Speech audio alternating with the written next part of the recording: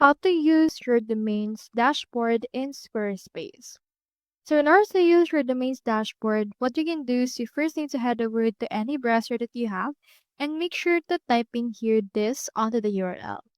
Type account.squarespace.com. After that, you should be able to see in here your first or your most account dashboard. In here, you can see all of the sites that you currently have as well as those that are already expired.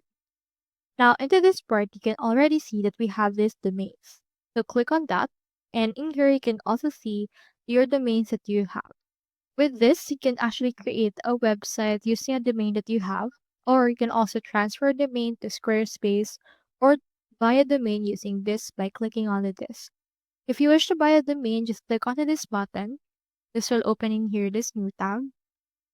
Just start searching right here for the domain that you wish to use. For example, let me search in here for Tiara and click on this button.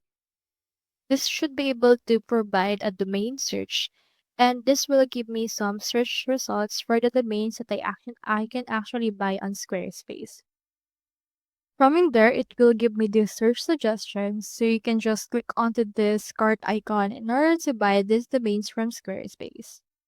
So that's how you use your domains dashboard in Squarespace. Hope you helped.